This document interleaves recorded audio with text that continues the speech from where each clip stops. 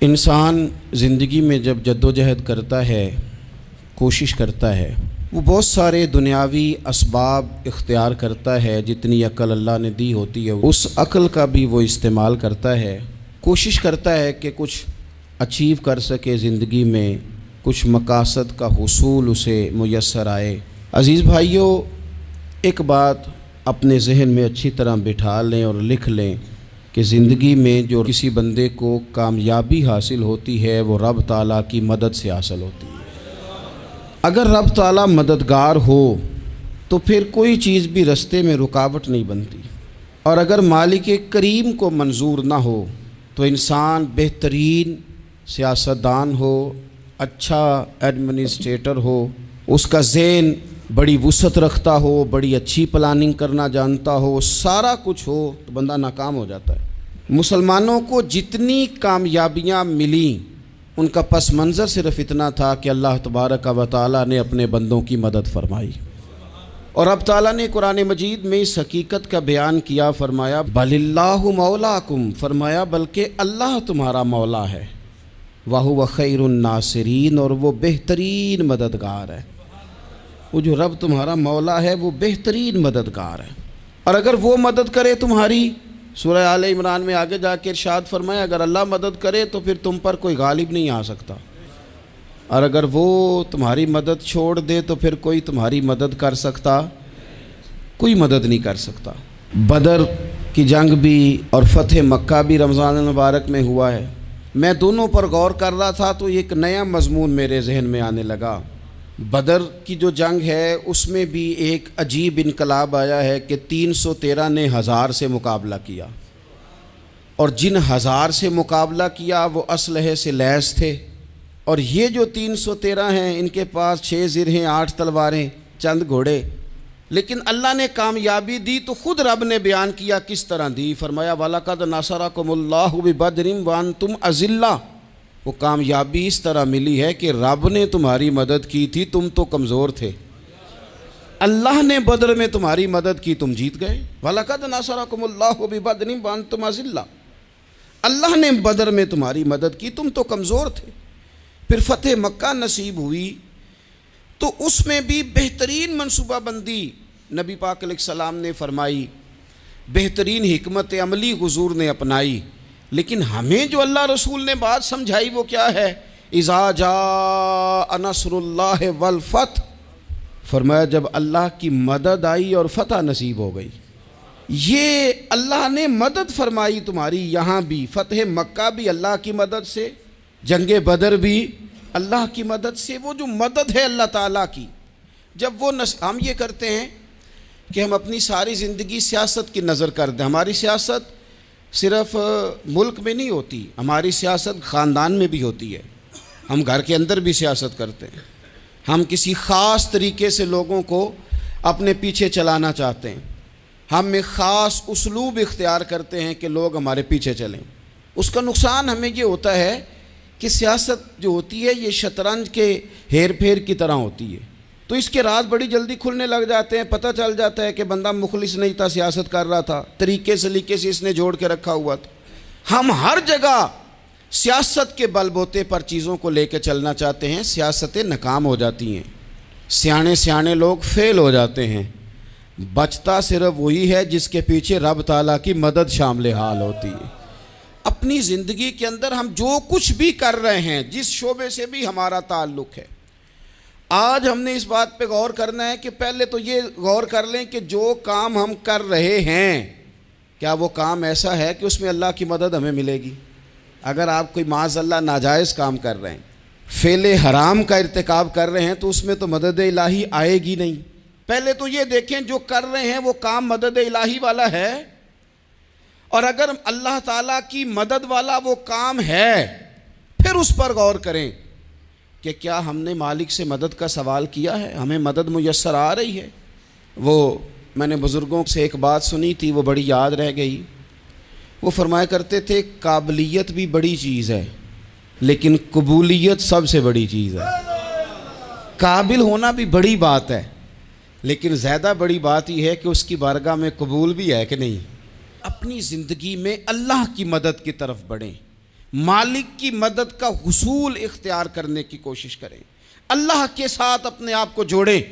अगर अल्लाह की मदद नसीब हो, ये जो हम जितना डरते रहते हैं, सहमे रहते हैं, परेशान रहते हैं, कोई क्या कर देगा, हमारे यहाँ ना हर शोबे में माज़अल्लाह एक माफिया है, इल्ला माशाअल्लाह। वो माफिया कहता है मेरे साथ मिलोगे तो मैं चलने दूंगा, वरना मैं नहीं चलने दूंगा। मार्केट में आ ही नहीं सकता फलाना बंदा, चूँकि यहाँ हमारा कब्ज़ा है। और मेरे भाई, फिर बहुत सारे लोग जिनकी नीयतें और इरादे बड़े अच्छे होते हैं शुरू में, वो भी उस माफिया का शिकार हो जाते हैं और उनके रंग में रंग जाते हैं।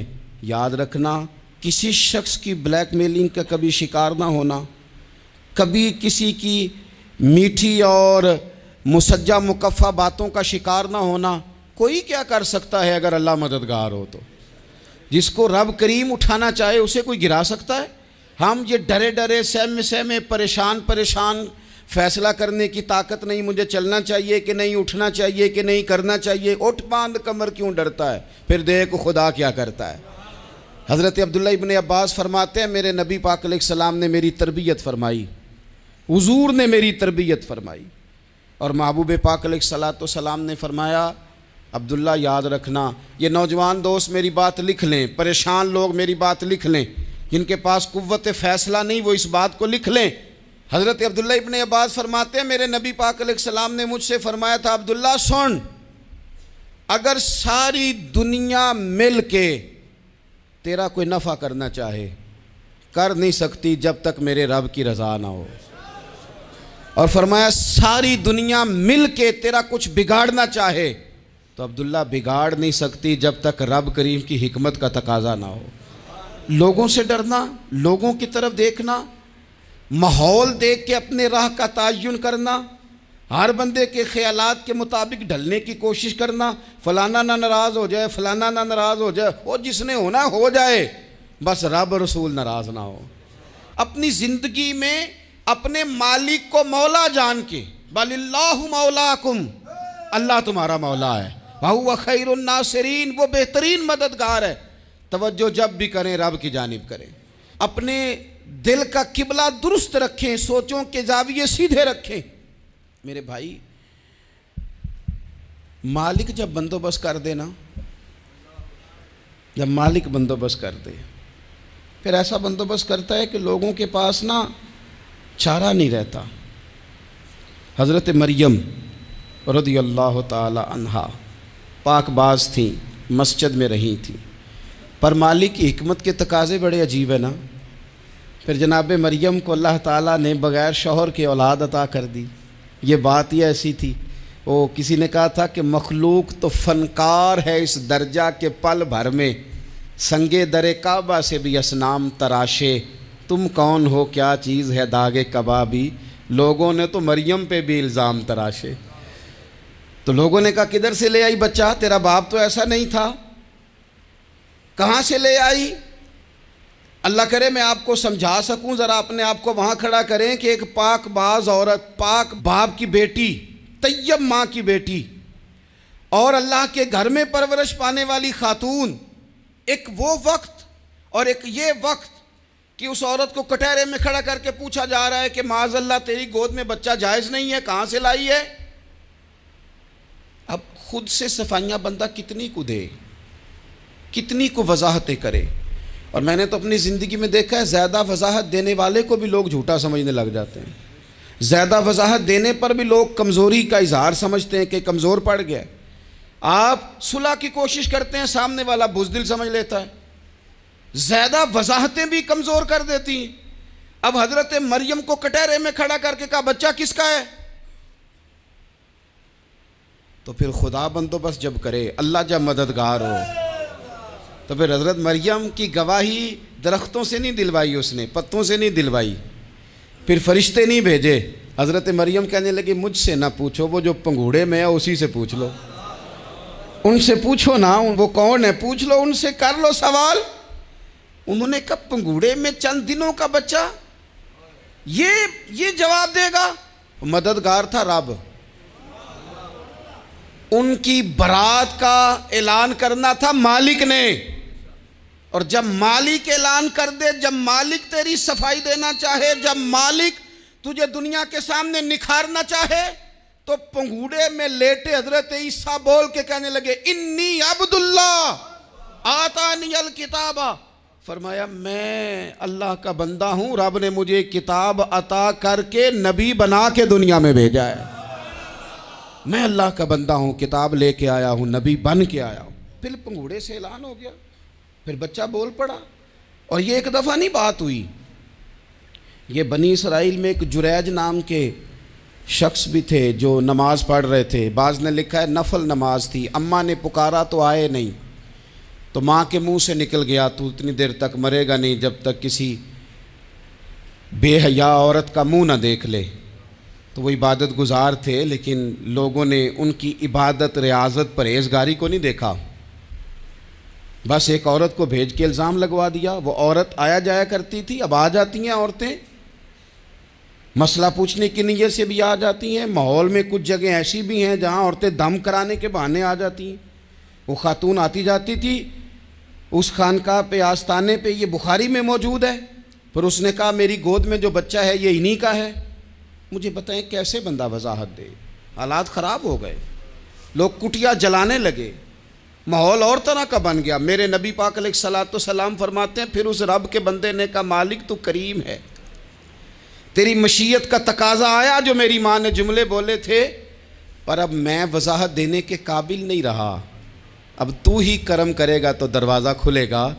तो वो चंद दिनों का बच्चा पंगूड़े में बोल के कहने लगा मैं इस दरवेश का नहीं, मैं तो फलाने चरवाहे का बच्चा हूँ, वो जो बकरियाँ चराता है। रब की मदद को पुकारें, अपने साथ अपने मालिक की मदद को शामिल करें, थोड़े रिस्क पर भी गुजारा अच्छा होने लग जाएगा।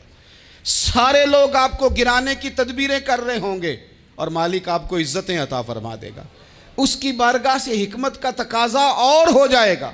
हमने सारी ज़िंदगी लोगों को राज़ी करने में गुजार दी, सारी ज़िंदगी बुढ़ापा आ गया बच्चों को पालते, और बच्चों ने आखिरी उम्र में कह दिया अब्बा अगर कोई ढब का काम कर लेते तो आज हमारे दिन भी फिर न जाते। सारी ज़िंदगी गुजार दी बहन भाइयों को राज़ी करने में, सारी ज़िंदगी गुजार दी जिम्मेदारियां उठाने में। उनको 99 दफ़ा दिया, एक दफ़ा नहीं दिया तो उन्होंने कह दिया तूने तो कभी दिया ही नहीं, तू था ही नहीं। सारी ज़िंदगी मोहल्लेदारों, इलाके वालों को राज़ी करने में गुजार दी। और मैंने ऐसे लोग भी देखे दीन के लिए वक्त गुजारा, लेकिन जब बुढ़ापे में दांत काम ना करते थे तो वक्त के मुफ्तियों को भी मस्जिदों की कमेटियों ने कह दिया अब आपकी समझ नहीं आती, हमने ख़तीब को यौर रखना है, न देखो दुनिया की तरफ, दुनिया रुला देती है, न राज़ी करो बंदों को, बंदे थका देते हैं, न पीछे भागो हर वक्त दुनियादारों के, ये इंसान को कमज़ोर कर देते हैं। वो तो करीम ही बड़ा है, 2 आंसू ज़मीन पर बाद में गिरते हैं, बंदे के गुनाह सारे पहले माफ़ फरमा देता है। अल्लाह की मदद का हुसूल, अपने मालिक की मदद की तरफ बढ़ना, आपको बदर की जंग भी यही दरस देगी, आपको ओहद का मैदान भी यही सबक देगा, फतेह मक्का भी यही सबक देगा। मेरे दोस्तों, जब रब मदद फरमाए, जब अल्लाह मददगार बने। दोस्तों से एक बात अक्सर करता हूँ, मैं कहता हूँ कि जितने दर्द से आप अमीर को अपनी कहानी सुनाते हैं ना, और जिस तरह आपके आंसू बात करने से पहले गिर जाते हैं कि गरीब हैं, बच्चियां हैं, कारोबार नहीं, ओ मेरे संगियों, इससे आधे आंसू अपने रब की बारगाह में बखेरो, उसके हुजूर अर्ज गुजार हो जाओ, उससे तलब करो। एक वक्त इंसान पर ज़िंदगी में ऐसा आता है कि उसे यूँ महसूस होता है कि मेरा साया भी ज़रा सा पीछे हट गया है, उसे यूँ लगता है कि मैं किसी सहारे पे हाथ डालता हूँ तो वो भाग जाता है मुझसे। लेकिन मालिक की बारगाह ऐसी अजीम बारगाह है, रब रसूल के आस्ताने इतने बड़े हैं कि आप जब वहाँ कशकोले तलब दराज करते हैं तो झोली फैलाने में देर लगती है, उनको भरने में तो कोई देर नहीं लगती। हमने अपना सोच का किबला ही दुनिया को बना लिया है। ये जो अल्लाह वालों की मदद है ये तो है नहीं, अल्लाह ही की मदद है, लेकिन ये जो सेठों की तरफ तवज्जो करना, नवाबों की तरफ तवज्जो करना, दुनियादारों की तरफ तवज्जो करना और अपना मिजाज इस तरह का बना लेना, यारो गर्दन को झुका देता है खैरात का पत्थर, जहाँ में मांगने वालों के सर कभी ऊंचे नहीं होते। और इकबाल कहते हैं गैरत है बड़ी चीज़ जहाने तगो दो में, पहनाती है ये फ़क्र को ताजे सरदारा। मैं अर्ज़ करूँगा कि अपनी आप जब तवज्जो का किबला अल्लाह रसूल को बनाएंगे तो रब फरमाते व यर्ज़ुक़हु मिन हैसु ला यहतसिब, मैं ना तुझे वहाँ से रिस्क दूँगा जहाँ से कभी तेरा गुमान भी नहीं गया होगा।